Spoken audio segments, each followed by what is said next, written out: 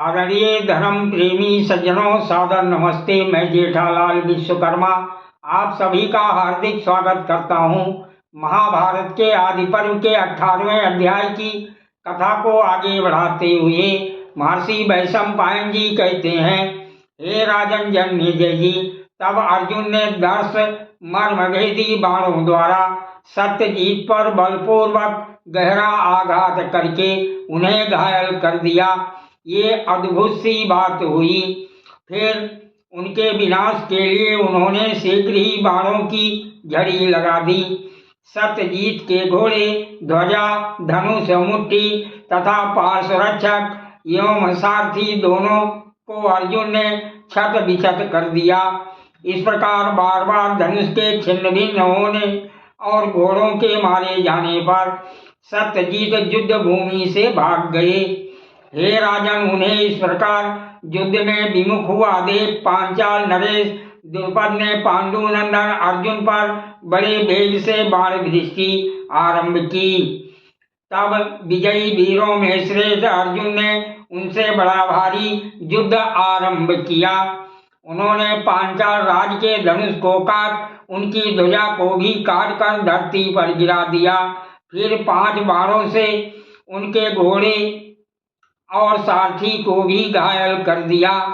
तत्पश्चात उस कटे हुए धनुष को त्याग कर जब राजा द्रुपद दूसरा धनुष और तोड़ीर लेने लगे, उस समय अर्जुन ने म्यान से तलवार निकालकर सिंह के समान गर्जना करते हुए वह सहसा पांचाल नरेश के रथ के जुए पर ही कूद पड़े। इस प्रकार द्रुपद के रथ पर चढ़कर निर्भीक अर्जुन ने जैसे गरुड़ समुद्र को क्षुब्ध करके सर्प को पकड़ लेता है, उसी प्रकार उन्हें अपने काबू में कर लिया।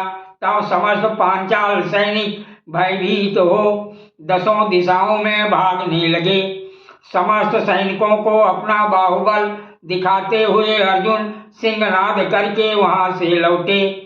हे भरत श्रेष्ठ जन्मेजय जी, उन पांडवों ने यज्ञसेन द्रुपद को मंत्रियों सहित युद्ध भूमि में बंदी बनाकर द्रोणाचार्य जी को उपहार के रूप में दे दिया।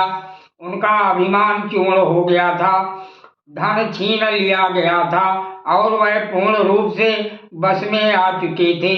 उस समय द्रोणाचार्य जी ने मन ही मन पिछले बैर का स्मरण करके राजा द्रुपद से कहा, हे राजन, मैंने बलपूर्वक तुम्हारे राष्ट्र को रौंद डाला, तुम्हारी राजधानी मिट्टी में मिला दी। अब तुम शत्रु के बस में पड़े हुए जीवन को लेकर यहाँ आए हो। बोलो, तुम अब भी पुरानी मित्रता चाहते हो क्या? ऐसा कहकर द्रोणाचार्य जी कुछ हंसे, फिर उनसे इस प्रकार बोले, हे वीर श्रेष्ठ, प्राणों पर संकट आया जानकर भयभीत मत हो। हम ब्राह्मण क्षमाशील होते हैं। हे क्षत्रिय शिरोमणे, तुम बाल्यकाल में मेरे साथ आश्रम में जो खेले कूदे हो, उससे तुम्हारे ऊपर मेरा प्रेम बहुत बढ़ गया है। हे नरेश्वर, मैं पुनः तुमसे मैत्री के लिए प्रार्थना करता हूँ। हे राजन, मैं तुम्हें वर देता हूँ, तुम इस राज्य का आधा भाग मुझसे ले लो।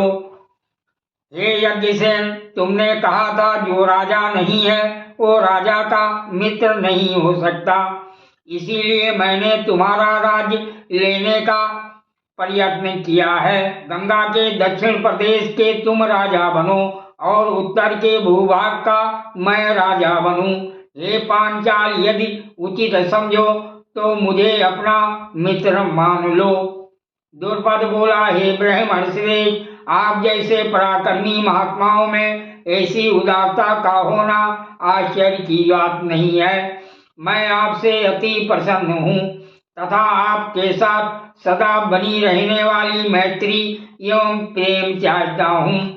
महर्षि वैशंपायन जी कहते हैं, हे भारत, द्रुपद राज के ऐसा कहने पर द्रोणाचार्य जी ने उन्हें बंधन मुक्त कर दिया और प्रसन्नचित हो उनका आदर सत्कार करके उन्हें आधा राज्य दे दिया। सादर प्रणाम। जय श्री कृष्ण।